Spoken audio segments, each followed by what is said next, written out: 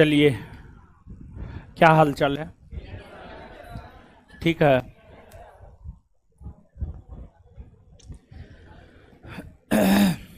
आइए,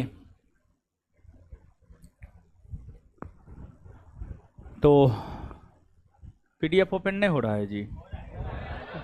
हो रहा है? ये सब एक हाथ गो ऐसे ये आ जाता है ही नहीं हो रहा है, हेऊ नहीं हो रहा है। चलिए, तो क्या हाल चाल है? ठीक है, ठीक है सब लोग। कौन क्वेश्चन दिए थे जी? क्या नाम था? कौन दिए थे क्वेश्चन? आप दिए थे। गुलशन नाम याद है आपको ना? 1529 से 38 होगा। ठीक है, अब हो सकता है वहां पर मिस्टेक हमसे हो गया होगा। 1529 से 38, 1529 से 38 उसका सही उत्तर होगा। 1529 से 1538 हो सकता है कहीं पर हम मिस्टेक से बोल दिए होंगे, लेकिन सही उत्तर होगा क्या? 1529 से 1538। 38। ठीक है, चलिए सुनिए सुनिए। तो क्या पढ़ा रहे हैं हम लोग? बंगाल के गवर्नर जनरल।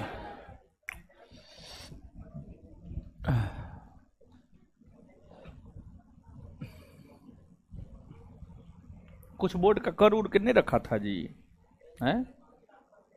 कब आया है तुम?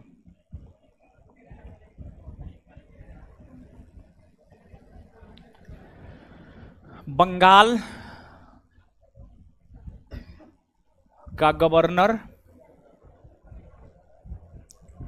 जनरल, यही न पढ़ रहे हैं? और बंगाल के प्रथम गवर्नर जनरल बने हैं, गवर्नर जनरल है जी। बंगाल के प्रथम गवर्नर जनरल बने हैं वारेन हेस्टिंग्स। वारेन हेस्टिंग्स के बाद कॉर्नवालिस, कॉर्नवालिस के बाद sir John Shore, sir John Shore के बाद लॉर्ड वेलेजली। लॉर्ड वेलेजली तक को हम लोग देख लिए हैं नहीं? बताइए, देखे हैं ना? लॉर्ड वेलेजली तक को हम लोग देख लिए हैं। अब लॉर्ड वेलेजली से आगे हम लोग जानेंगे। लॉर्ड वेलेजली से आगे हम लोग जानेंगे। लॉर्ड वेलेजली के बाद जो बंगाल में गवर्नर जनरल बने हैं उस सब के विषय में जो है एक एक करके हम जानेंगे। और हम आपको बोले हुए थे कि पीडीएफ देंगे। क्या बोले हुए थे? पीडीएफ देंगे। और पीडीएफ संस्थान के टेलीग्राम चैनल पर संभवतः डाल दिए हैं। चैप्टर 3 और चैप्टर 4 दोनों चैप्टर का पीडीएफ डाले हैं। देखे हैं आप लोग? सब लोग देखे थे?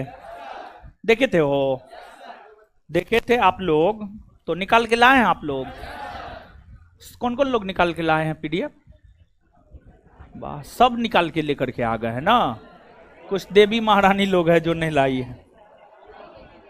ओ, अब कौन कौन लोग पीडीएफ लेके नहीं आए हैं? हाँ, कोई बात नहीं। पीडीएफ लेकर के आए हैं तब पर भी, नहीं लेकर के आए हैं तब पर भी कोई दिक्कत ना है। ऑनलाइन इस वीडियो के साथ पीडीएफ अपलोड किया है जी? नहीं बोला है? ये लोग का क्या है जानते हैं?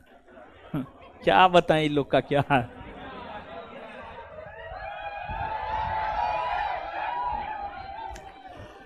हल्ला मत कीजिए।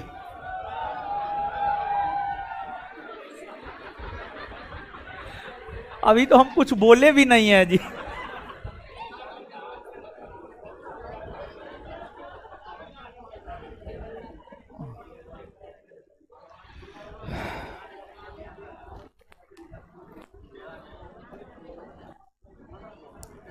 हमारे व्हाट्सएप नंबर पे मैसेज करो तो। है लड़का है, हमारे व्हाट्सएप नंबर पे मैसेज करो। तुमको आज हम पावर दे रहे हैं बहुत सारा।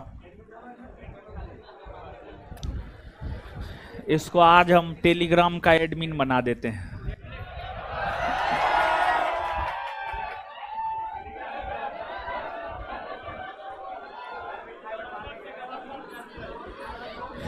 क्या जी? मैसेज कर दिया? चलो देखो, तुम्हारे व्हाट्सएप पे हम पीडीएफ भेजे हैं। देखो गया।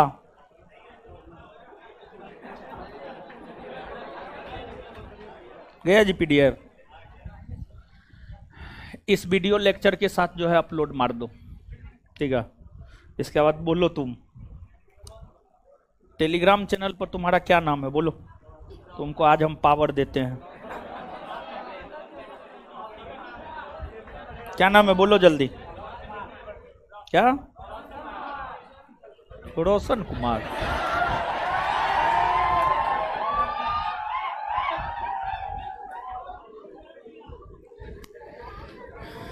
कैसे बनता है जी? तो भूल ही हो जाते हैं हम।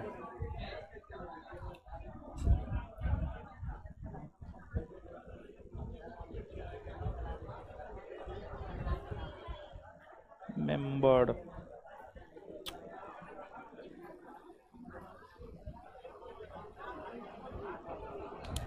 हाँ बोलो, क्या नाम है तुम्हारा? नंबर बोलो, नंबर बोलो ना तुम। है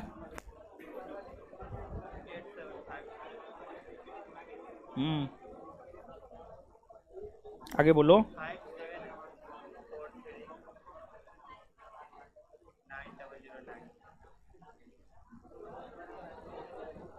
कहाँ आया?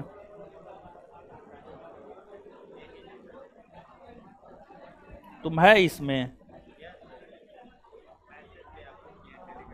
बोलो तो क्या है, कैसे है? आर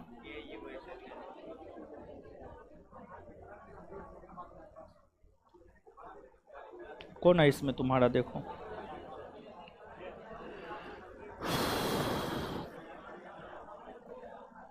बहुत है इसमें रोशन।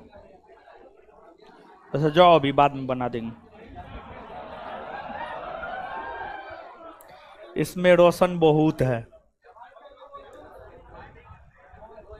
अब उतना कौन देखेगा?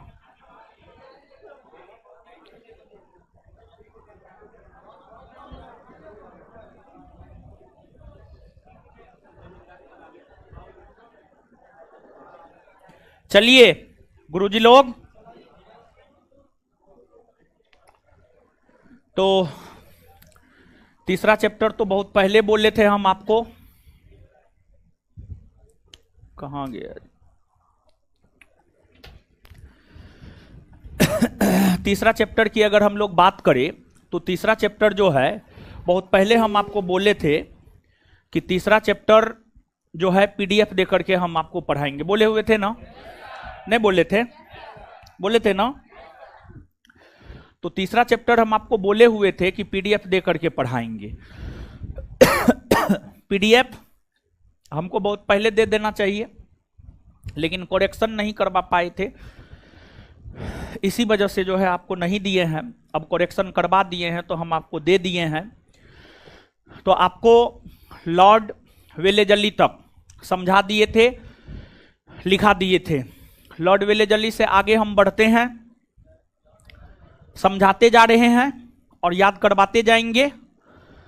और इसके बाद जितना एक दिन में समझाएंगे उतना आपको एक दिन में कॉपी में लिख करके लाना है।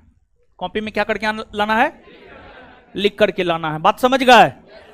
लिख करके लाइएगा ना? पक्का? हाँ, उतना गर्मी ना है, ठीक है? ना है उतना गर्मी, हाँ ठीक है। भले हवा नहीं लगता है, ठीक है, बैठिए आराम से। तो एक आध गो क्वेश्चन पूछते हैं, फटाफट जवाब दीजिए। जवाब दीजिएगा आप लोग। तो एक क्वेश्चन है, बताइएगा सहायक संधि का प्रथम शिकार कौन राज्य बना? हैदराबाद ना? आगे बताइएगा बंगाल में अस्थाई बंदोबस्त कब लागू हुआ है? 1793। कब लागू हुआ है? 1700। इलाहाबाद का विलय कंपनी के साम्राज्य में किसके समय हुआ है? Sir John. कौन अपने आप को बंगाल का शेर कहा करता था? कौन? Lord Wellesley. बंगाल से द्वैध शासन का अंत कौन किया? वारेन। भारत में ब्रिटिश साम्राज्य के विस्तार को लेकर के घेरे की नीति का अनुसरण कौन किया था? Warren Hastings. याद है आप लोग को ना? अच्छा हो गया अब आप लोग। तो लॉर्ड वेलेजली का शासनकाल था 1798 से 1800। लॉर्ड वेलेजली के बाद अगला जो बंगाल का गवर्नर जनरल बना है उसका नाम है सर जॉर्ज वारले। सर जॉर्ज वारले। सर जॉर्ज वारले का शासनकाल है 1805 से 1807। काफी छोटा शासनकाल है और इनके शासनकाल की, इनका काफी छोटा शासनकाल है और इनके शासनकाल की अगर हम लोग बात करें तो इनके शासनकाल की है देखिए हम बता रहे हैं, उधर बतिया रहा, मारेंगे मुंह तोड़ देंगे हम। ठीक है, तुम्ही को बोल रहे हैं लड़का। किसको बोल रहे हैं? जो बात कर रहा था उसको बोल रहे हैं। चलिए, सर जॉर्ज वारले के शासनकाल की सबसे महत्वपूर्ण घटना की अगर बात की जाए तो सर जॉर्ज वारले के शासनकाल की सबसे महत्वपूर्ण घटना है वेल्लोर का सिपाही विद्रोह। वेल्लोर दक्षिण भारत में पड़ता है, दक्षिण भारत में वेल्लोर पड़ता है और वेल्लोर में सिपाही विद्रोह की अगर हम लोग बात करें तो वेल्लोर में सिपाही विद्रोह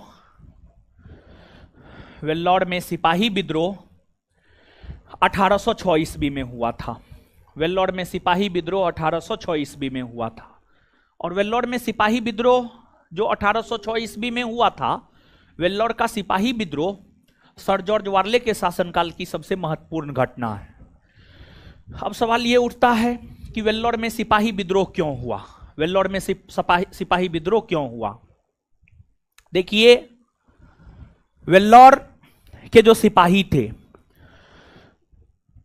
वे सिपाही माथा पर टीका लगाते थे और कान में बाली पहना करते थे।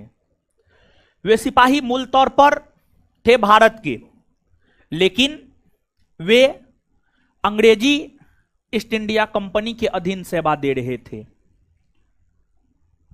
तो वेल्लोर के सिपाही जो मुख्य तौर पर थे भारत के, लेकिन वो सेवा दे रहे थे ब्रिटिश ईस्ट इंडिया कंपनी के अधीन। तो वेल्लोर के भारतीय मूल के सिपाही माथा पर टीका लगाते थे और कान में बाली पहना करते थे। ब्रिटिश कंपनी ने सिपाहियों को कहा कि आपको माथा पर टीका नहीं लगाना है और कान में बाली नहीं पहनना है, कान में बाली नहीं पहनना है। वेल्लोर के सिपाहियों को जब यह आदेश दिया गया तो वेल्लोर के सिपाहियों ने इस आदेश को मानने से इनकार कर दिया। कहा नहीं, माथा पर टीका और कान में बाली इसका संबंध हमारे धर्म से है। हम अपने धर्म को नष्ट नहीं होने देंगे, हम अपने धर्म को नष्ट नहीं होने देंगे और इसलिए हम ये जो माथा पर टीका और कान में बाली है ये लगातार पहने रहेंगे। तो वेल्लोर के सिपाहियों पर काफी दबाव बनाया गया और वेल्लोर के सिपाहियों पर जब काफी दबाव बनाया गया तो वेल्लोर के सिपाहियों ने अंग्रेज के खिलाफ विद्रोह कर दिया। वेल्लोर के सिपाहियों ने अंग्रेज के खिलाफ विद्रोह कर दिया। इसी को वेल्लोर का सिपाही विद्रोह कहा जाता है। इस समय बंगाल के गवर्नर जनरल तो सर जॉर्ज वारले थे, लेकिन इस समय मद्रास का governor general Lord William Bentinck था और मद्रास दक्षिण भारत में ही पड़ता है। लॉर्ड विलियम बेंटिक मद्रास का गवर्नर जनरल था। लॉर्ड विलियम बेंटिक को यह जिम्मेदारी दिया गया कि आपको इस विद्रोह को दबा देना है और फिर लॉर्ड विलियम बेंटिक ने वेल्लोर के सिपाही विद्रोह को 1806 ईस्वी में होने वाले वेल्लोर के सिपाही विद्रोह को आसानी से दबा दिया। तो यहां पर 3 बात परीक्षा के लिहाज से महत्वपूर्ण है। जो 3 बात यहां पर परीक्षा के लिहाज से महत्वपूर्ण है, एक बात यह कि वेल्लोर का सिपाही विद्रोह कब हुआ है। तो वेल्लोर का सिपाही विद्रोह कब हुआ है? 1806। दूसरी बात, वेल्लोर के जब सिपाही विद्रोह हुए थे तो उस समय बंगाल के गवर्नर जनरल कौन थे? Sir George. वेल्लोर के सिपाही विद्रोह के समय बंगाल के गवर्नर जनरल कौन थे? बंगाल के गवर्नर जनरल सर जॉर्ज वार्ले थे। इसके बाद आपको वेल्लोर के सिपाही विद्रोह को दबाया किसने है? Lord William. वेल्लोर के सिपाही विद्रोह को दबाया किसने है? वेल्लोर के सिपाही विद्रोह को दबाया किसने है? Lord William Bentinck. वेल्लोर के सिपाही विद्रोह को दबाया किसने है? लॉर्ड विलियम बेंटिक ने दबाया है। इसके बाद जो है वेल्लोर का सिपाही विद्रोह किस कारण से हुआ था? तो माथा पर टीका लगाने और कान में बाली पहनने, माथा पर टीका लगाने और कान में को लेकर हुआ था। वेल्लोर का सिपाही विद्रोह किस कारण हुआ था?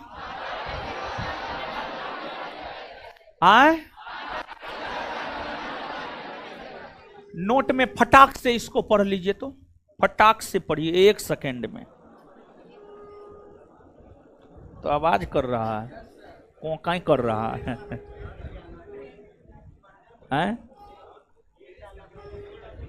इसमें लगता है अथी देना पड़ेगा। हाँ, पढ़ लिए, आगे बढ़े ना। अब चलिए आइए अब आगे। सर जॉर्ज वार्ले के बाद जो बंगाल के अगले गवर्नर जनरल बने हैं उनका नाम है लॉर्ड मिंटो प्रथम। इनका शासनकाल है 1807 से 1813। 1807 से 1813, 1807 से 1813 लॉर्ड मिंटो प्रथम का शासनकाल है। लॉर्ड मिंटो प्रथम का शासनकाल जो 1807 से 1813 है, लॉर्ड मिंटो प्रथम की अगर हम लोग बात करें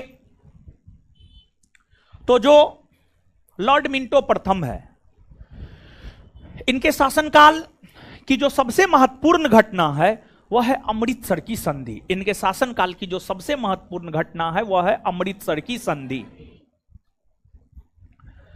अमृतसर की संधि की अगर हम बात करें तो जो अमृतसर की संधि है यह 1809 में हुआ है और 1809 ईस्वी में यह संधि पंजाब के सिख राजा रंजीत सिंह और ब्रिटिश ईस्ट इंडिया कंपनी के बीच हुआ है। इसमें ब्रिटिश ईस्ट इंडिया कंपनी के तरफ से भाग लिया था चार्ल्स मेंटकॉप भाग लिया था। तो रंजीत सिंह और ब्रिटिश ईस्ट इंडिया कंपनी के बीच होने वाले इस संधि में ब्रिटिश ईस्ट इंडिया कंपनी के तरफ से चार्ल्स मेंटकॉप भाग लिया था और यह संधि 1809 में हुआ है। और इस संधि के तहत रंजीत सिंह के राज्य और ब्रिटिश ईस्ट इंडिया कंपनी के राज्य के सीमा का निर्धारण किया गया। इस संधि के तहत, अमृतसर के संधि के तहत जो है रंजीत सिंह का राज्य, रंजीत सिंह कौन था आता पता है कुछ? पंजाब में सिख राज्य का संस्थापक कौन था? रंजीते सिंह न था, रंजीत सिंह था। वही रंजीत सिंह की बात हम कर रहे हैं। तो रंजीत सिंह की अगर हम लोग बात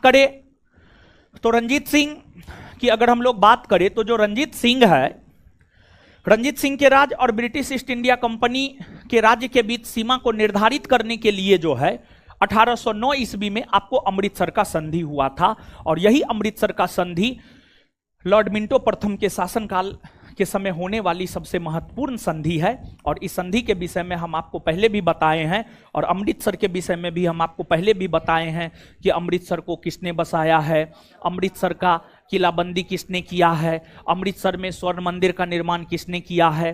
ये सब बात से हम आपको पहले अवगत करवा चुके हैं, नहीं करवाए हैं? करवाए हैं ना। चलिए, तो यहां पर जो है 2-3 बात याद रखना है। यहां पर जो 2-3 बात याद रखना है, वो 2-3 बात में एक यह है, अमृतसर की संधि के समय बंगाल के गवर्नर जनरल कौन थे? तो अमृतसर की संधि के समय बंगाल के गवर्नर जनरल थे लॉर्ड मिंटो प्रथम। Lord Minto. अमृतसर के संधि के समय बंगाल के गवर्नर जनरल कौन थे? अमृतसर के संधि के समय बंगाल के गवर्नर जनरल कौन थे? आए कौन था? आए क्लियर है बात? और इस संधि के तहत रंजीत सिंह और ब्रिटिश ईस्ट इंडिया कंपनी के राज्य के बीच सीमा का निर्धारण हुआ था। और किस नदी को आधार बनाया? सतलज नदी ना। और इस संधि में ब्रिटिश ईस्ट इंडिया कंपनी की तरफ से भाग कौन लिया था? हाय, कौन भाग लिया था? कौन भाग लिया था? चार्ल्स मिंटकॉफ ना। क्लियर है ना? याद हुआ ना?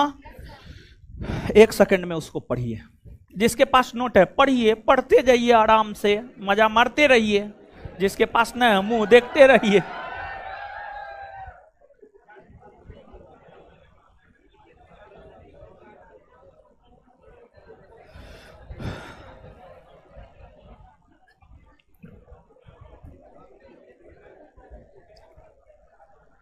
चलिए, पढ़ लिए। अब एक आध गो क्वेश्चन पूछते हैं, ठीक है? एक क्वेश्चन पूछते हैं। रेड टी शर्ट खड़ा हो जाइए।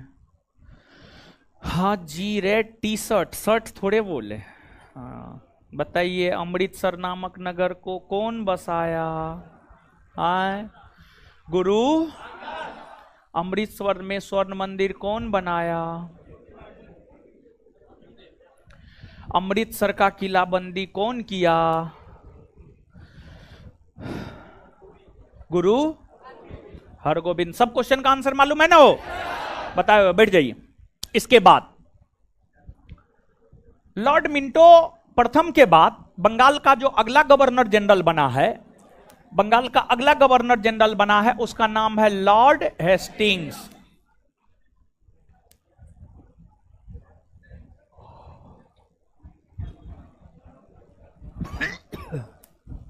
Lord Hastings. देखिए, लॉर्ड हेस्टिंग्स, लॉर्ड हेस्टिंग्स की अगर हम बात करें तो लॉर्ड हेस्टिंग्स का जो शासनकाल है, लॉर्ड हेस्टिंग्स का शासनकाल 1813 से 1823।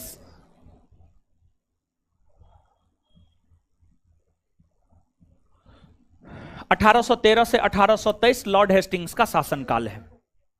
1813 से 1823 लॉर्ड हेस्टिंग्स का शासनकाल है।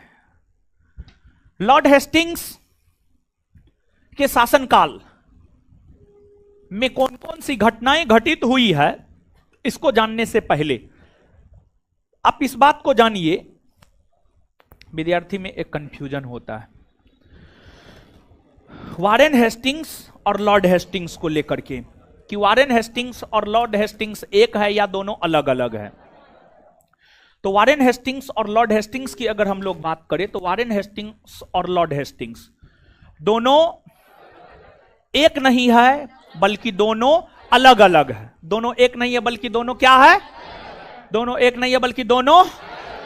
वारेन हेस्टिंग्स का शासनकाल 1772 से 1784 और लॉर्ड हेस्टिंग्स का शासनकाल 1813 से 1823। अब लॉर्ड हेस्टिंग्स साम्राज्यवादी था। और देखिए, साम्राज्यवादी किसे कहा जाता है जानते हैं? जो अपने साम्राज्य का विस्तार करता है, अलग अलग नीतियों के तहत जो अपने साम्राज्य का विस्तार करता है उसे ही साम्राज्यवादी माना जाता है। लॉर्ड हेस्टिंग्स बंगाल के एक ऐसे गवर्नर जनरल थे जो अपने साम्राज्य का विस्तार किया, और इन्होंने अपने साम्राज्य का विस्तार करने को लेकर जो नीति अपनाई, उस नीति को इतिहास में फॉरवर्ड पॉलिसी कहा जाता है।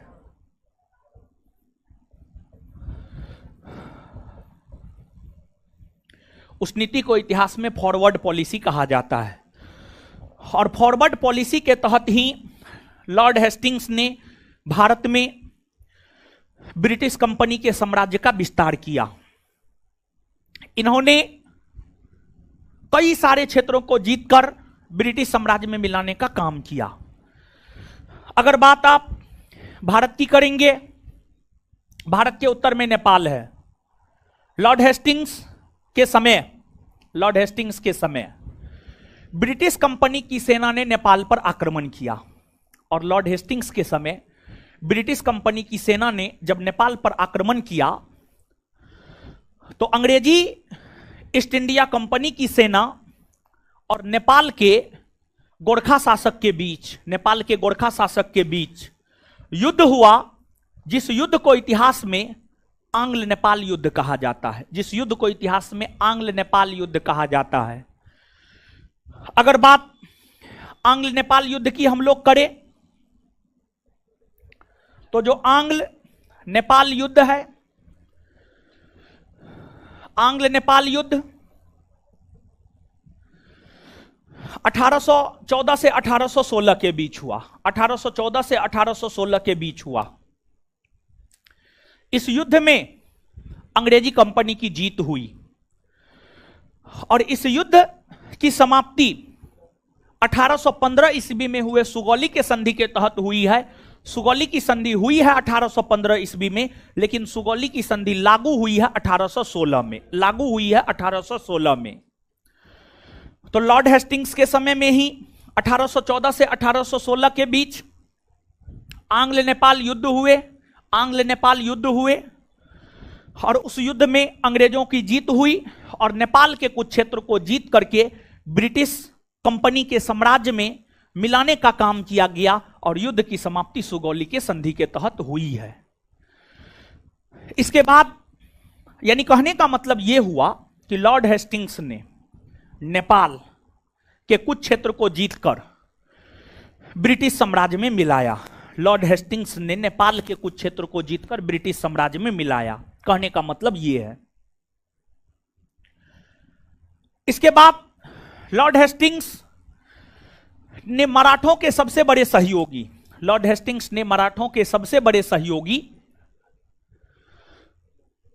पिंडारियों का दमन किया। लॉर्ड हेस्टिंग्स ने मराठों के सबसे बड़े सहयोगी पिंडारियों का दमन किया। तो पिंडारियों का दमन जो है आपको लॉर्ड हेस्टिंग्स ने ही किया।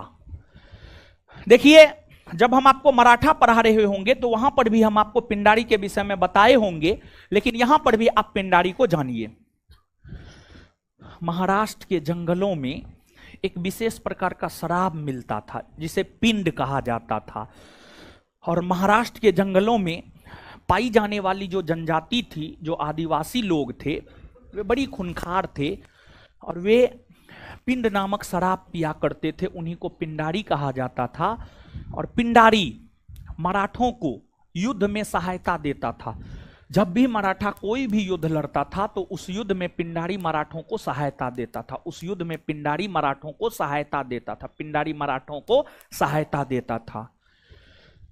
पिंडारी जो मराठों को सहायता देता था, पिंडारी को वेतन नहीं दिया जाता था, बल्कि मराठा जब युद्ध लड़ता था तो उस युद्ध में मराठों को जो धन संपत्ति की प्राप्ति होती थी, उस धन और संपत्ति का एक निश्चित हिस्सा पिंडारी को दे दिया जाता था। तो पिंडारी मराठों का सहयोगी था, जो युद्ध में मराठों को मदद किया करता था। तो लॉर्ड हेस्टिंग्स के मन में यह विचार आया कि पिंडारियों को हटा देते हैं, और जैसे पिंडारी को हटा देंगे मराठा कमजोर पड़ जाएगा, और जैसे मराठा कमजोर पड़ेगा तो मराठा साम्राज्य पर आक्रमण करेंगे, और मराठा शासित क्षेत्र को जीतकर अंग्रेजी कंपनी के साम्राज्य में मिला लेंगे। और इसी कारण लॉर्ड हेस्टिंग्स ने पिंडारियों का दमन किया, और जब लॉर्ड हेस्टिंग्स ने पिंडारियों का दमन किया तो मराठों ने इसका विरोध किया, और जब मराठों ने इसका विरोध किया तत्पश्चात मराठा और अंग्रेजों के बीच 1816 से 1819 ईस्वी के दौरान मराठा और अंग्रेजों के बीच 1816 से 1819 ईस्वी के दौरान जो युद्ध हुआ है, उस युद्ध को इतिहास में तृतीय आंग्ल मराठा युद्ध कहते हैं। तृतीय आंग्ल मराठा युद्ध, तृतीय आंग्ल मराठा युद्ध कहते हैं। और जो तृतीय आंग्ल मराठा युद्ध है, यह 1816 से 1819 के बीच हुआ है। लेकिन इससे पहले द्वितीय आंग्ल मराठा युद्ध 1803 से 1805 और प्रथम आंग्ल मराठा युद्ध 1775 से 1782 के बीच हुआ है। जब हम आपको मराठा पढ़ाए थे, वहां पर इस बात का चर्चा हम आपके साथ कर चुके हैं। तो तृतीय आंग्ल मराठा युद्ध लॉर्ड हेस्टिंग्स के समय हुआ। और इस युद्ध की अगर हम बात करें तो इस युद्ध में मराठों की हार हुई और इस युद्ध में अंग्रेजों की जीत हुई। और अंग्रेजों की जीत होने के बाद लॉर्ड हेस्टिंग्स ने संपूर्ण मराठा शासित क्षेत्र को जीतकर ब्रिटिश साम्राज्य में मिला लिया। संपूर्ण मराठा शासित क्षेत्र को जीतकर ब्रिटिश साम्राज्य में मिलाने का काम आपको लॉर्ड हेस्टिंग्स ने किया है, लॉर्ड हेस्टिंग्स ने किया है।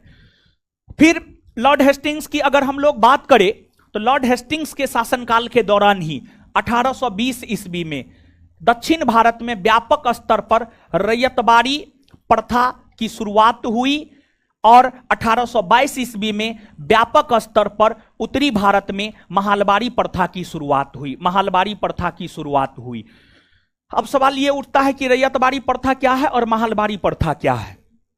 तो इतिहास में जो चौथा चैप्टर है ब्रिटिशों की आर्थिक नीति, जब आप ब्रिटिशों की आर्थिक नीति को पढ़ेंगे तो वहीं पर हम आपको रैयतबाड़ी प्रथा और महालबाड़ी प्रथा के विषय में बताएंगे। तो रैयतबाड़ी और महालबाड़ी प्रथा के विषय में आगे हम आपको बताएंगे। लेकिन यहां पर आप इस बात को जानिए कि रैयतबाड़ी प्रथा 1820 में दक्षिण भारत में लॉर्ड हेस्टिंग्स के समय ही लागू हुआ है और महालबाड़ी प्रथा 1822 ईस्वी में उत्तर भारत में जो है आपको लॉर्ड हेस्टिंग्स के समय ही जो है आपको लागू हुए हैं। देखिए, जैसे अस्थाई बंदोबस्त आप समझते हैं ना, अस्थाई बंदोबस्त क्या है? अस्थाई बंदोबस्त कर वसूली की एक व्यवस्था है। अस्थाई बंदोबस्त की अगर हम लोग बात करें तो अस्थाई बंदोबस्त जो है, जिस प्रकार से कर वसूली की एक व्यवस्था है, उसी प्रकार से जो है आपको रैयतबाड़ी और महालबाड़ी प्रथा जो है भू राजस्व वसूली की एक व्यवस्था है, भू राजस्व वसूली की एक व्यवस्था है। तो ये सब बात जो है आपको याद रखना है लॉर्ड हेस्टिंग्स के संदर्भ में। अब आप एक बार लॉर्ड हेस्टिंग्स को पढ़ लीजिए और फिर लॉर्ड हेस्टिंग्स से संबंधित बातों को जो है हम आपको याद करवा देंगे। पढ़िए जल्दी से, पढ़िए फटाफट। वीडियो के साथ पीडीएफ अपलोड किया जी। हीरो पागल है जी, कायन होता है।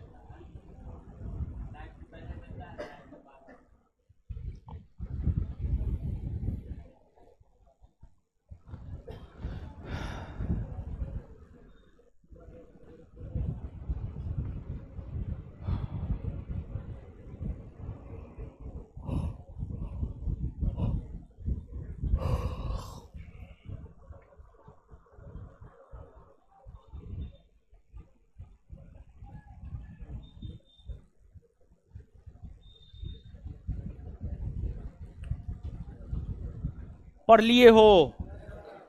आए पढ़ लिए? चलिए आइए बताइए, याद करते हैं। लॉर्ड हेस्टिंग्स ने भारत में कंपनी साम्राज्य के विस्तार को लेकर कौन सा नीति अपनाया?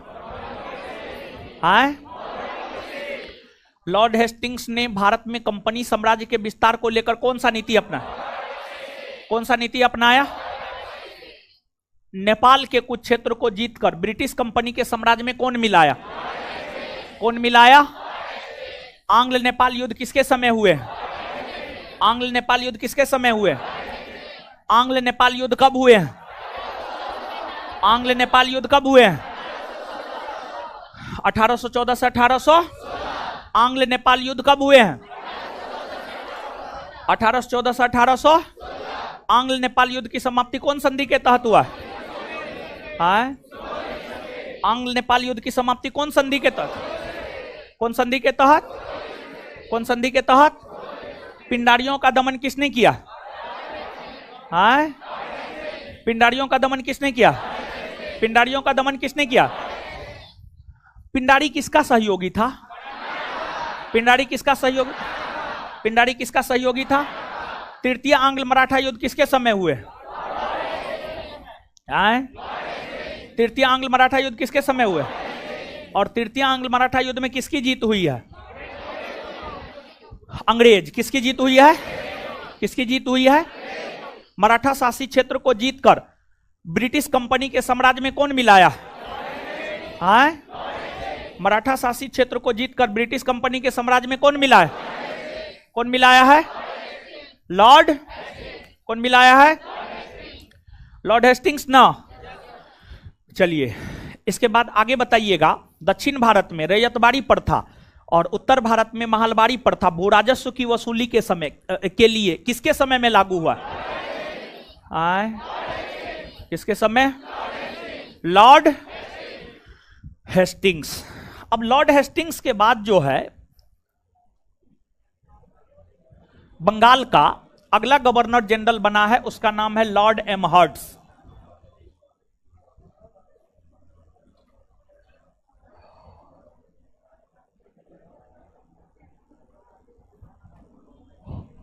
लॉर्ड एमहर्ट्स। और लॉर्ड एमहर्ट्स का जो शासनकाल है वह है 1823 से 1828। 1823 से 1828। देखिए अंग्रेज जानते हैं साम्राज्य का बड़ी भूखा था। अंग्रेजों ने भारत में तो कंपनी के साम्राज्य का विस्तार किया ही। अंग्रेजों ने भारत में ब्रिटिश ईस्ट इंडिया कंपनी के साम्राज्य का तो विस्तार किया ही, साथ ही साथ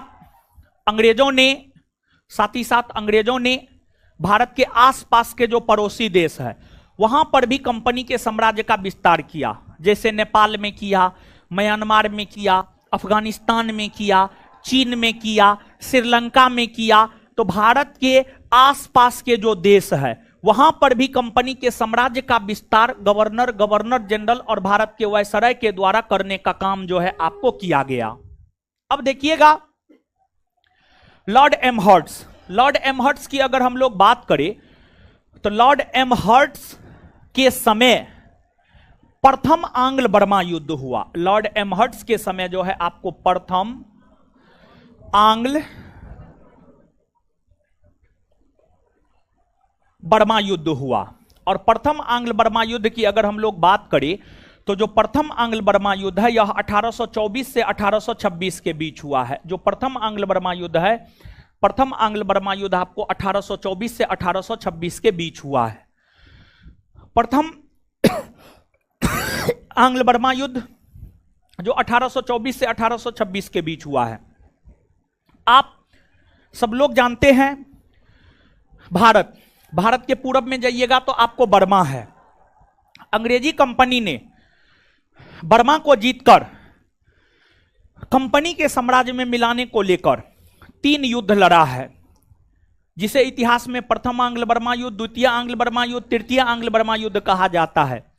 जिसमें प्रथम आंग्ल बर्मा युद्ध की अगर हम लोग बात करें तो जो प्रथम आंग्ल बर्मा युद्ध है 1824 से 1826 के बीच में लॉर्ड एमहर्ट्स के समय हुआ है। और जब आंग्ल मतलब अंग्रेज और बर्मा नरेश, बर्मा के शासक, अंग्रेज और बर्मा के शासक के बीच जब प्रथम आंग्ल बर्मा युद्ध हुए तो कंपनी ने, ब्रिटिश ईस्ट इंडिया कंपनी ने बंगाल के बैरकपुर के सिपाही को कहा कि आप बंगाल की खाड़ी के रास्ते समुद्र पार कर बर्मा जाइए और अंग्रेजों के तरफ से उस युद्ध में आप लड़ाई लड़िए। गौर से सुनिएगा, जब प्रथम आंग्ल बर्मा युद्ध 1824 में शुरू हुआ तो अंग्रेजी कंपनी ने अपने अधीन की सेना बंगाल के बैरकपुर के भारतीय सैनिकों को बंगाल की खाड़ी के रास्ते समुद्र पार कर बर्मा जाने को कहा। लेकिन उस समय समुद्र पार करना पाप माना जाता था। उस समय प्रथा थी, मान्यता थी कि समुद्र पार करना पाप है। और अगर कोई व्यक्ति समुद्र पार करके, अगर कोई व्यक्ति समुद्र पार करके विदेश चला जाता था तो दोबारा अगर वह अपने देश लौटता था तो उसे उसके समाज के द्वारा स्वीकार नहीं किया जाता था, उसे उसके समाज के द्वारा स्वीकार नहीं किया जाता था, उसे उसके समाज के द्वारा स्वीकार नहीं किया जाता था। यहां तक कि घर वाला भी उसको स्वीकार नहीं करता था, पत्नी भी उसको छोड़ देती थी। समाज तो छोड़बे करता था, परिवार, पत्नी, सब कोई उसको छोड़ देता था। तो समुद्र पार करना पाप माना जाता था, और समुद्र पार करना पाप माना जाता था। इसी वजह से बंगाल के बैरकपुर के सिपाहियों ने समुद्र के रास्ते बर्मा जाने से इनकार कर दिया, और फिर बैरकपुर के सिपाहियों ने 1824 ईस्वी में बर्मा जाने के प्रश्न पर विद्रोह कर दिया, जिस विद्रोह को इतिहास में बैरकपुर का सिपाही विद्रोह कहा जाता है। बैरकपुर का सिपाही विद्रोह 1824 ईस्वी में हुआ, और बैरकपुर का सिपाही विद्रोह 1824 ईस्वी में लॉर्ड एमहर्ट्स के समय हुआ, और लॉर्ड एमहर्ट्स के समय इस सिपाही विद्रोह को आसानी से दबा भी दिया गया। लेकिन लॉर्ड एमहर्ट्स के समय ही प्रथम आंग्ल बर्मा युद्ध 1824 से 1826 के बीच हुआ, और इस युद्ध की अगर हम लोग बात करें तो इस युद्ध में आपको अगर देखा जाए तो इस युद्ध में जो है आपको अंग्रेजों की जीत हुई। इस युद्ध में जो है आपको अंग्रेजों की जीत हुई, अंग्रेजों की जीत हुई, आंशिक जीत हुई, और बर्मा के थोड़ा बहुत क्षेत्र को जीत करके जो है, बर्मा के थोड़ा बहुत क्षेत्र को जीत करके जो है कंपनी के साम्राज्य में मिलाने का काम इस युद्ध के माध्यम से किया गया, और इस युद्ध की समाप्ति यांडबू के संधि के तहत हुआ है। यांडबू के संधि के तहत जो है आपको इस युद्ध की समाप्ति 1826 ईस्वी में हुई है, 1826 ईस्वी में हुई है। तो अब आप नोट में एक बार पढ़ लीजिए लॉर्ड एमहर्ट्स, फिर हम आपको याद करवाएंगे।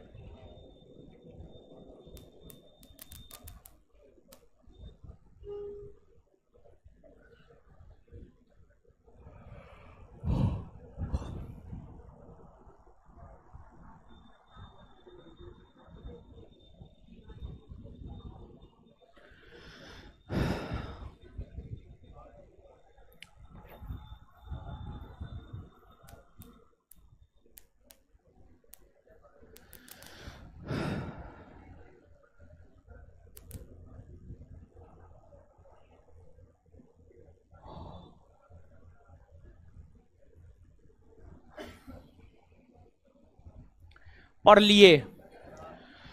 हाँ, चलिए बताइए, लॉर्ड एमहर्ट्स का शासनकाल कब से कब तक है? प्रथम आंग्ल बर्मा युद्ध किसके समय हुआ है? प्रथम आंग्ल बर्मा युद्ध किसके समय हुआ? प्रथम आंग्ल बर्मा युद्ध कब से कब? 1824 से 1800। और प्रथम आंग्ल बर्मा युद्ध की समाप्ति कौन संधि के तहत? कौन संधि के तहत? कौन संधि के तहत? अच्छा, इसके बाद आगे बतलाइएगा, बैरकपुर का सिपाही विद्रोह कब हुआ है? 1824। बैरकपुर का सिपाही विद्रोह कब हुआ है? बैरकपुर का सिपाही विद्रोह कब हुआ है? बैरकपुर का सिपाही विद्रोह कब हुआ है? और बैरकपुर का सिपाही विद्रोह किसके समय हुआ है? किसके समय हुआ है?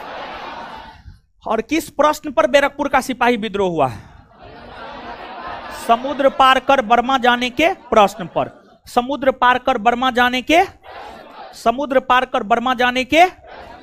तो बैरकपुर का सिपाही विद्रोह कौन चीज के प्रश्न पर हुआ है? समुद्र पार कर बर्मा जाने के। बैरकपुर का सिपाही विद्रोह किस बात पर हुआ है? चलिए, इसके बाद लॉर्ड एमहर्ट्स के बाद जो है बंगाल का जो अगला गवर्नर जनरल बना है, बंगाल का अगला गवर्नर जनरल बना है, उसका नाम है लॉर्ड विलियम बेंटिक।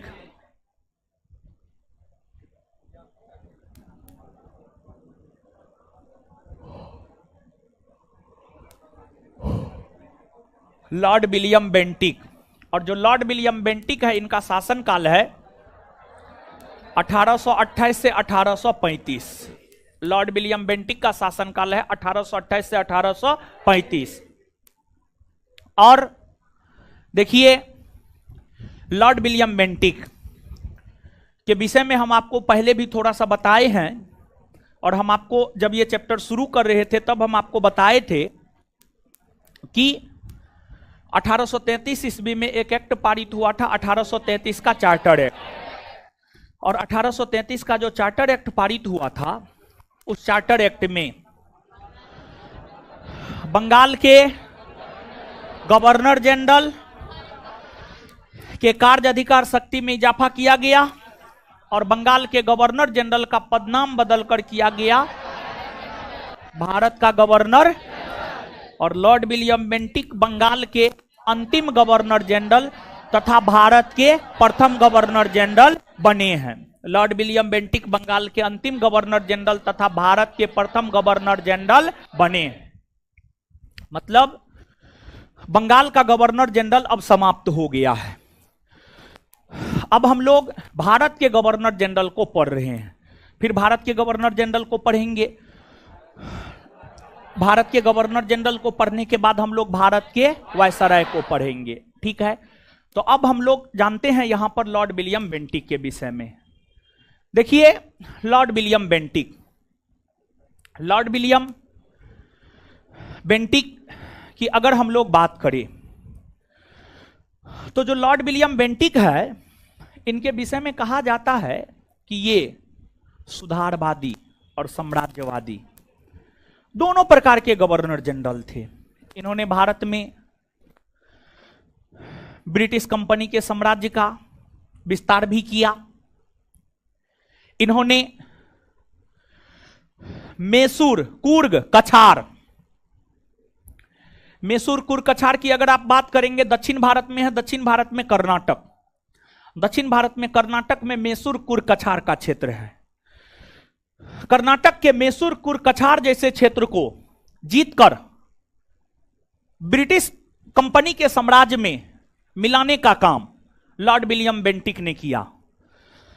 यही वजह है कि लॉर्ड विलियम बेंटिक को साम्राज्यवादी गवर्नर जनरल माना जाता है, और फिर लॉर्ड विलियम बेंटिक को सुधारवादी गवर्नर जनरल भी माना जाता है। लॉर्ड विलियम बेंटिक को सुधारवादी गवर्नर जनरल इसलिए माना जाता है क्योंकि इन्होंने भारत में कई सारे सुधारात्मक कार्य किए। इन्होंने, लॉर्ड विलियम बेंटिक ने राजा राम मोहन राय के सहयोग से, भारतीय समाज सुधारक राजा राम मोहन राय, राजा राम मोहन राय, भारतीय समाज सुधारक राजा राम मोहन राय के सहयोग से, लॉर्ड विलियम बेंटिक ने भारतीय समाज सुधारक राजा राम मोहन राय के सहयोग से 1829 ईस्वी में कानून बनाकर सती प्रथा का अंत कर दिया। कानून बनाकर सती प्रथा का अंत कर दिया, सती प्रथा का अंत कर दिया। तो सती प्रथा भारतीय समाज की एक बहुत बड़ी कुप्रथा थी, और इस प्रथा में होता यह था कि अगर किसी महिला का पति का देहांत हो जाता था तो उसके पति के लाश के साथ ही पत्नी को जिंदा जला दिया जाता था। इसी को सती प्रथा कहा जाता था, और सती प्रथा का अंत लॉर्ड विलियम बेंटिक ने ही कानून बनाकर 1829 ईस्वी में राजा राम मोहन राय के सहयोग से किया। इसके बाद लॉर्ड विलियम बेंटिक ने कर्नल स्लीमैन की सहायता से, कर्नल स्लीमैन की सहायता से लॉर्ड विलियम बेंटिक ने 1830 ईस्वी में, कर्नल स्लीमैन की सहायता से लॉर्ड विलियम बेंटिक ने 1830 ईस्वी में ठगी प्रथा का अंत किया। ठगी प्रथा का अंत किया, ठगी प्रथा का अंत किया। ठग, ठग, ठग समझते हैं? हैं? ठग नहीं समझते हैं? अरे ठग का मतलब होता है जैसे, जैसे आप ही के संदर्भ में समझाते हैं, स्टूडेंट के संदर्भ में। जैसे कुछ, जैसे कोई परीक्षा जब आता है ना, जब कोई परीक्षा नजदीक आता है, परीक्षा को 1 सप्ताह बचता है, तो सेटर सब सक्रिय होता है। सेटर सब सक्रिय होता है। और सेटर कहेगा 1 लाख रुपया देना, 1 घंटा पहले क्वेश्चन दे देंगे। अब उस चक्कर में आप विश्वास करके 1 लाख रुपया दे दिए, आपका 1 लाख रुपया ले लिया और आपको क्वेश्चन ही नहीं दिया,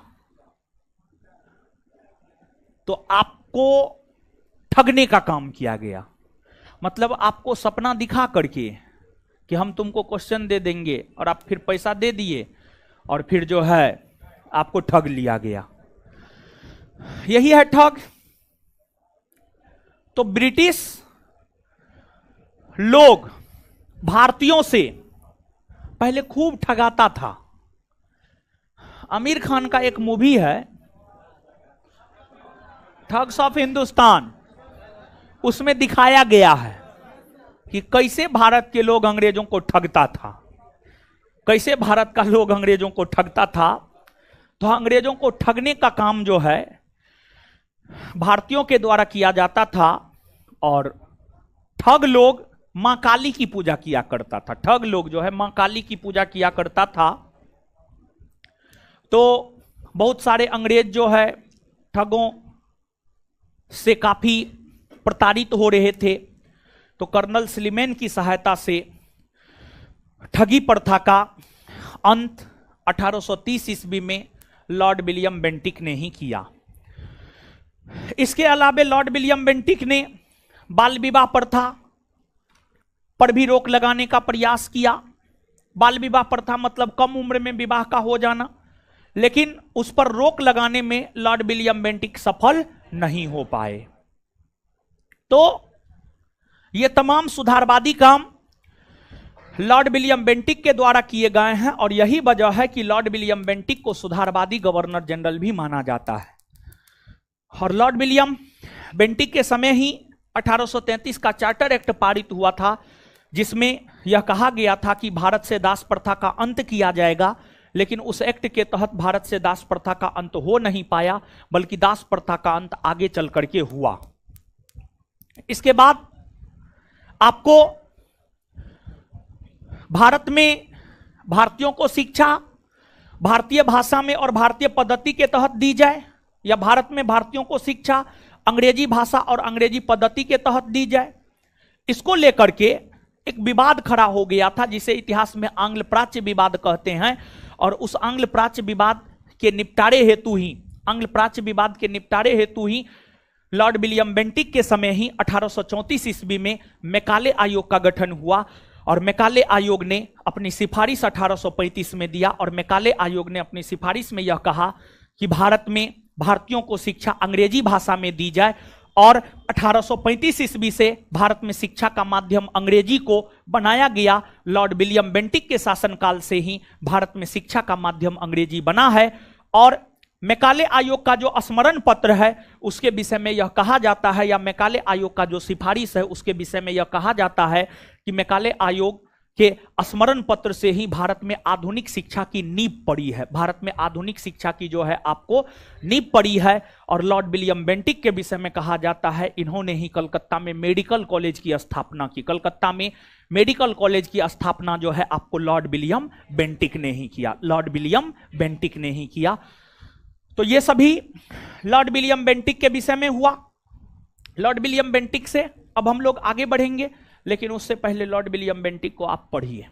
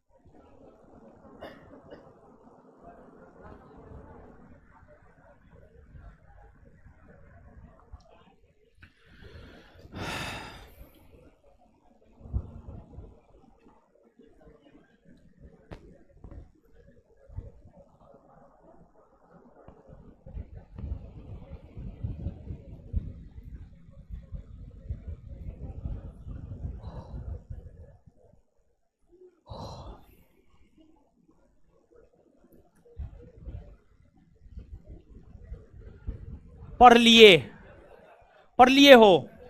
चलिए आइए अब इसको हम लोग याद कर लेते, क्या विचार है? विचार ठीक है ना? बताइए। बंगाल के अंतिम गवर्नर जनरल और भारत के प्रथम गवर्नर जनरल कौन बने? Lord William. आगे, भारत से सती प्रथा का अंत किसने किया? किसने किया है? सती प्रथा का अंत लॉर्ड विलियम बेंटिक ने कब किया है? कब किया है? किसके सहयोग से किया है? किसके सहयोग से? ठगी प्रथा का अंत किसने किया है? Lord William. ठगी प्रथा का अंत किसने किया है? Lord William. कब किया है? कब किया है? किसके सहयोग से? किसके सहयोग से? किसके सहयोग से? Colonel Sleeman. इसके बाद आगे बतलाइएगा, मैसूर, कुर, कछार को जीतकर ब्रिटिश साम्राज्य में कौन मिला है? आए? ठग लोग किस देवी देवता का पूजा करते? किसका? काली का ना, मां काली का, समझ गए। कलकत्ता में मेडिकल कॉलेज की स्थापना कौन किया? आए? मैकाले आयोग का गठन किसके समय हुआ? आए? आए? भारत में किसके समय से शिक्षा का माध्यम अंग्रेजी को बनाया गया? Lord William. क्लियर है बात? याद होने गया? चलिए, लॉर्ड विलियम बेंटिक भारत के प्रथम गवर्नर जनरल बने। लॉर्ड विलियम बेंटिक के बाद भारत का जो अगला गवर्नर जनरल बना है उसका नाम है आपको चार्ल्स मेंटकॉफ।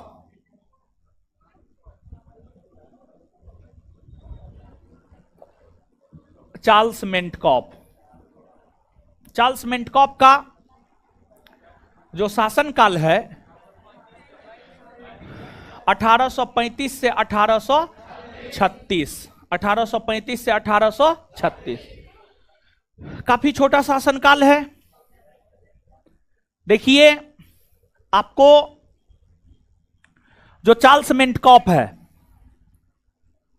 देखिए भारत में प्रेस का विकास,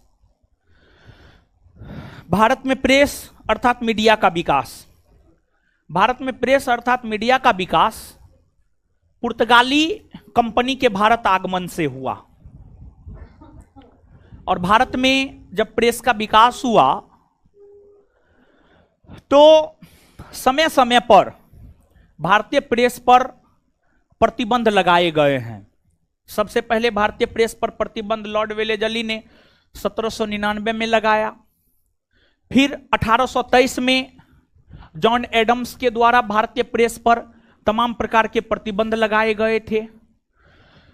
भारतीय प्रेस पर जो तमाम प्रकार के प्रतिबंध लगाए गए थे, उन सभी प्रतिबंधों को समाप्त करने का काम, उन सभी प्रतिबंधों को समाप्त करने का काम, उन सभी प्रतिबंधों को समाप्त करने का काम किसने किया? तो उन सभी प्रतिबंधों को समाप्त करने का काम किया चार्ल्स मेंटकॉफ ने। किसने किया? चार्ल्स मेंटकॉफ ने। चार्ल्स मेंटकॉफ ने तमाम प्रतिबंधों को समाप्त करने का काम किया।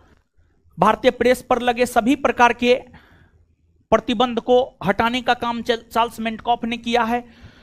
यही वजह है कि चार्ल्स मेंटकॉफ को भारतीय प्रेस का मुक्तिदाता माना जाता है। भारतीय प्रेस का मुक्तिदाता माना जाता है। इसके विषय में सिर्फ एक बात याद रखना है कि भारतीय प्रेस का मुक्तिदाता चार्ल्स मेंटकॉफ को माना जाता है। भारतीय प्रेस का मुक्तिदाता किसे माना जाता?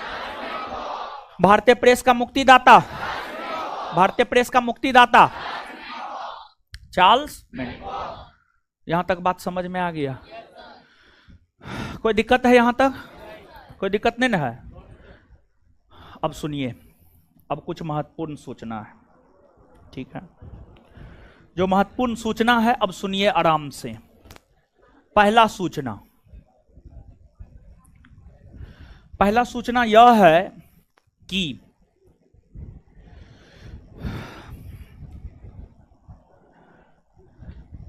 एक नया full length foundation batch, full length foundation target batch गौर कीजिएगा, एक नया full length foundation target batch June में आ रहा है, संभवतः 10-15 जून के आसपास, संभवतः 10-15 जून के आसपास। और टारगेट बैच इसलिए बोले हैं, फाउंडेशन टारगेट बैच इसलिए बोले हैं क्योंकि उसमें लिखाई नहीं होगा, सिर्फ समझाई होगा, सिर्फ समझाई होगा और स्टडी मटेरियल होगा, समझे। तो स्पेशली जो अभी 2024 का नया सेशन शुरू हो रहा है, बहुत सारे बच्चे आ रहे हैं मैट्रिक इंटर करके। मैट्रिक इंटर का बिहार में तो रिजल्ट आ गया है ना, बहुत सारा लड़का आया है ना, आया होगा, समझे। तो नए सेशन के लिए जो है एक नया बैच बहुत जल्दी आ रहा है और जो है उस बैच में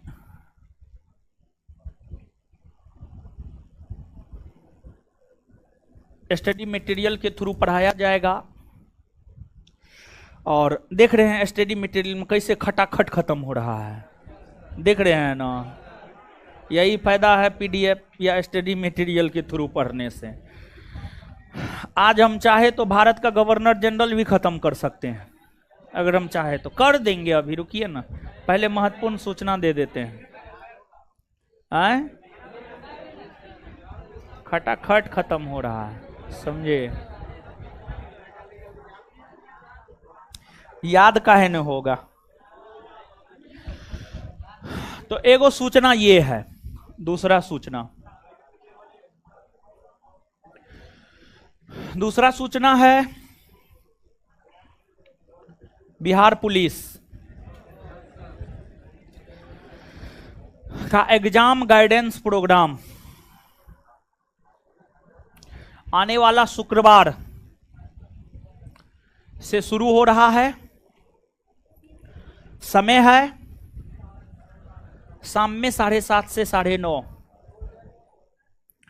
शाम में 7:30 से 9:30, शाम में 7:30 से 9:30। उसमें क्लास मंगलवार, बृहस्पतिवार, शुक्रवार, शनिवार, जरूरत पड़ने पर उसमें क्लास रविवार को भी हो सकता है, जरूरत पड़ने पर उसमें क्लास रविवार को भी हो सकता है या रविवार को भी होगा, जरूरत पड़ने पर उसमें क्लास रविवार को भी होगा, ठीक है। संभवतः एक अनुमानित है कि अगस्त में एग्जाम होना है, 2 महीना है। उसमें जो है हम आपको गाइड करेंगे, पढ़ाएंगे, याद करवाएंगे। और मैं जो 1 अक्टूबर 2023 को जो परीक्षा हुआ है, जिसमें क्वेश्चन वायरल हो गया था, उस वायरल क्वेश्चन को आधार बनाते हुए ही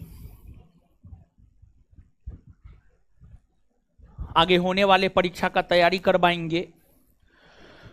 और परीक्षा का पैटर्न, परीक्षा के क्वेश्चन का पैटर्न संभवतः आप मान लीजिए वही रहेगा, परीक्षा के क्वेश्चन का पैटर्न जो है संभवतः वही रहेगा। तो ये शुरू होगा, ये जो आने वाला शुक्रवार है उस दिन से, समय 7:30 से 9:30 रात, और इसी सेंटर पर, समझ गए। और इसके बाद उसके लिए आपको अलग से कोई पेमेंट करने की कोई जरूरत नहीं है। लेकिन जो कुछ पीडीएफ हम आपको देंगे, वो पीडीएफ आपको अपना परचेज करना होगा, बस यही है।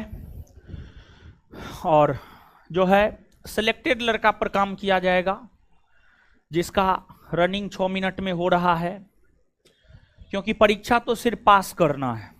मेन तो आपका जो मेरिट बनेगा वो रनिंग पर बनेगा। तो उस प्रकार के लड़का पर जो है बेसिकली काम करेंगे, ताकि फाइनल रिजल्ट जो है आपका आ सके। और इसके बाद तीसरा सूचना, देखिए करंट पढ़ा रहे हैं, करंट पढ़ा रहे हैं, प्रत्येक शनिवार को करंट पढ़ा रहे हैं किसी एक बैच में, लेकिन संस्थान में दोनों सेंटर मिला करके बहुत अधिक बच्चा है। सब बैच को अगर मिला दिया जाए तो काफ़ी अधिक बच्चा है, सब बच्चा को एक साथ बुला करके पढ़ाना पॉसिबल नहीं है। तो इसी वजह से कुछ बैच को करंट बुला करके पढ़ा रहे हैं, लेकिन जिस बैच को करंट बुला करके पढ़ा रहे हैं उसके अलावे जो अन्य लोग हैं उसको भी करंट करना है। और धीरे धीरे हर परीक्षा में करंट का महत्व बढ़ता जा रहा है, धीरे धीरे हर परीक्षा में जो करंट का महत्व बढ़ता जा रहा है। इसी वजह से करंट करना आपके लिए आवश्यक है। और करंट का टोटल 4 क्लास हो चुका है। करंट की अगर हम लोग बात करें तो करंट का टोटल 4 क्लास हो चुका है।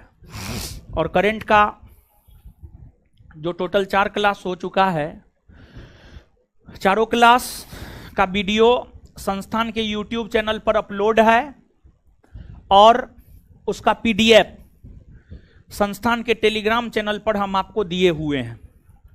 और हर वीडियो में लिखा हुआ है class first, class second, class third, class 4, और PDF में भी संभवतः हर पेज पे लिखा हुआ है क्लास फर्स्ट, सेकेंड, थर्ड, 4। तो आपको करंट को करना है। और अभी चल रहा है 2024 में आगे अगस्त सितंबर से परीक्षा का दौर प्रारंभ होगा। तो अगस्त सितंबर से जब परीक्षा का दौर प्रारंभ होगा तो करंट में जो प्रश्न पूछेगा, जनवरी 2024 से संभवतः प्रश्न पूछना चाहिए। पढ़ा भी रहे हैं हम आपको जनवरी 2024 से। वो जो 3-4 वीडियो है उसमें जनवरी, फरवरी, मार्च 2024 को पढ़ाए हैं, जनवरी, फरवरी, मार्च 2024 को पढ़ाए हैं, लेक्चर दिए हैं, PDF नोट है, सब चीज़ है। करंट के ऊपर आपको काम करना है। जब करंट शुरू कर रहे थे तो उसी टाइम हमको ये अनाउंसमेंट करना चाहिए था, लेकिन उस टाइम हम ये अनाउंसमेंट करना भूल गए थे। तो इसी वजह से है, इसी वजह से जो है अब ये अनाउंसमेंट हम आपको किए हैं। अब अगली बात आप सुनिए, आपको 1 दिन का समय दे रहे हैं ये चारों वीडियो देखने का और PDF नोट लिखने का। संस्थान का 2 टेलीग्राम चैनल है और संस्थान के दोनों टेलीग्राम चैनल पर हम करंट के चारों वीडियो का लिंक और करंट का PDF अभी हम सेंड कर रहे हैं। सब लोग देख लीजिए, देखिए आपको मिला या नहीं मिला। एक बार फिर से अभी भी सेंड कर रहे हैं, देखिए ना।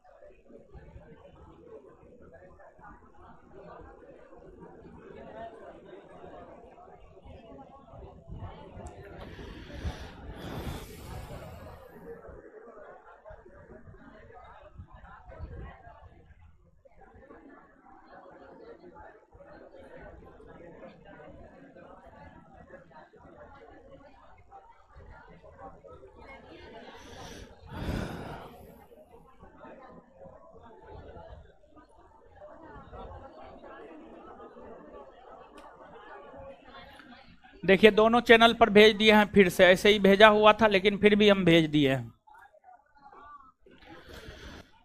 समझे? देखे जी, देख लिए, देखे। अब सुनिए, अब आगे सुनिए। देखिए कल सभी फाउंडेशन बैच को बंद कर रहे हैं। और क्यों बंद कर रहे हैं पता है? करंट के ऊपर काम करने के लिए बंद कर रहे हैं। किसको काम करने के लिए बंद कर रहे हैं? आपको। आपको क्या करना है अब सुनिए, आप अच्छे से सुनिए। भेज दिए हैं।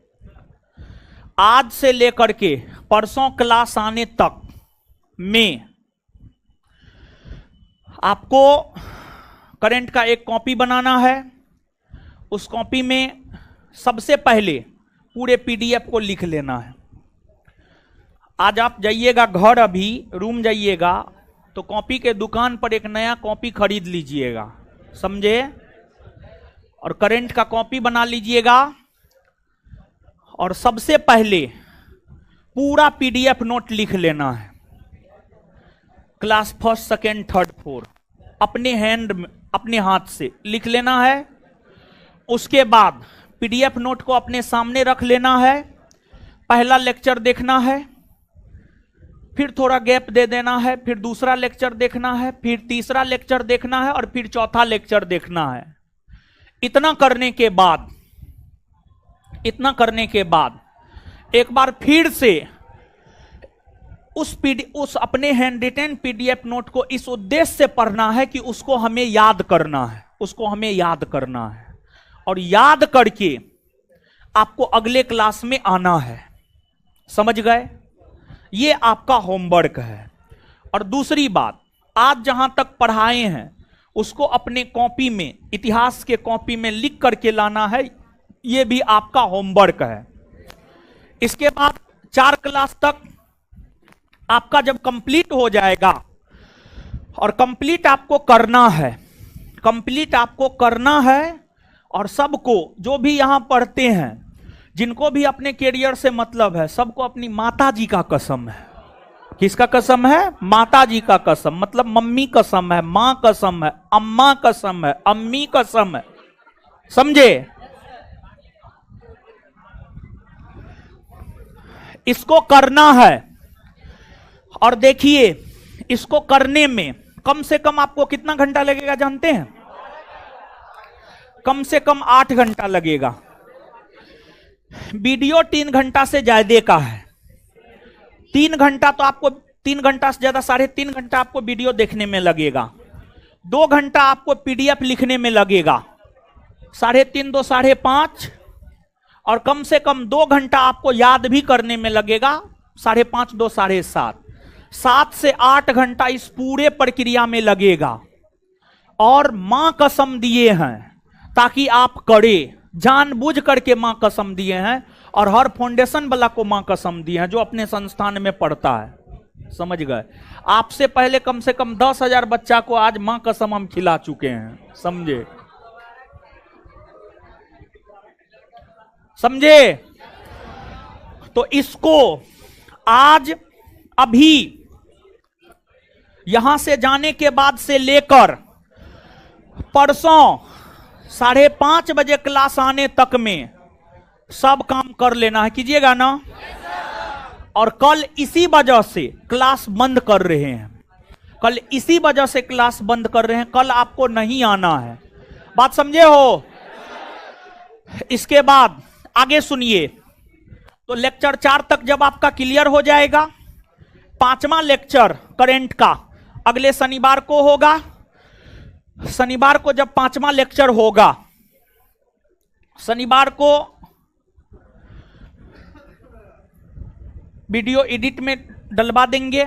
रविवार को शाम में 5-6 बजे या 7-8 9 बजे तक, शाम में 5 बजे से लेकर रात में 9 बजे तक 5वें लेक्चर का वीडियो संस्थान के YouTube चैनल पर अपलोड कर देंगे, और उसका पीडीएफ संस्थान के टेलीग्राम चैनल पर अपलोड कर देंगे। आपको जब आप मंगलवार को आएंगे हमारे क्लास में,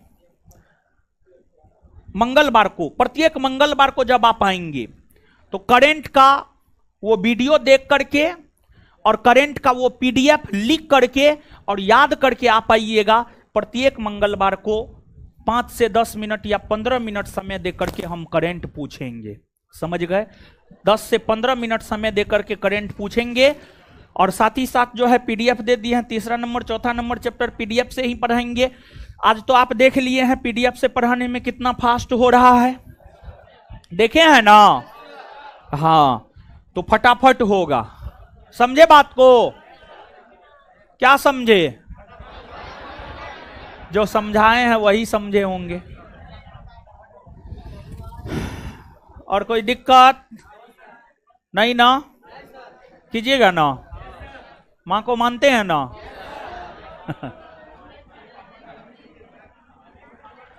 चलिए और पढ़िएगा, नहीं पढ़िएगा, इससे आगे मिलेंगे अगले क्लास में, ठीक है। लड़की लोग निकलिए, जिसको निकलना है। मिलते हैं अगले क्लास में। अब कल क्लास नहीं है आपका, कल क्लास नहीं है, रेस्ट नहीं, मारेंगे मुझे तोड़ देंगे हम। क्लास इसलिए बंद किए हैं ताकि आप करंट पे काम करें, जानबूझ करके बंद। हर फाउंडेशन बैच को कल बंद रखे हैं करंट पे काम करने के लिए ही। शुरू से अगर कर देते ना तो ये बंद करवाने का जरूरत नहीं पड़ता, लेकिन शुरू में हम भूल गए थे, ठीक है, ध्यान ही नहीं रहता था। तो जब जागो तब सवेरा। और ऑनलाइन वाले लोग, आप लोग को भी ये काम करना है।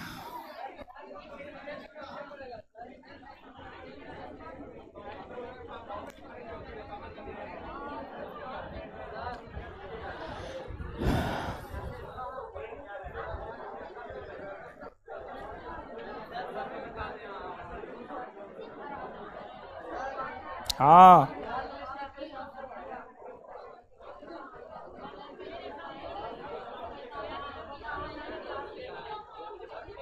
है हम निकले हैं जी, हैं मारेंगे मुझे तोड़ देंगे। जब गाइडेंस प्रोग्राम शुक्रवार से आ रहा है तो वहां पर सब बताएंगे ना, तब पूछ रहे हैं कि बिहार पुलिस का टेस्ट का, वहां पर क्या हम नाचेंगे वहां आकर के?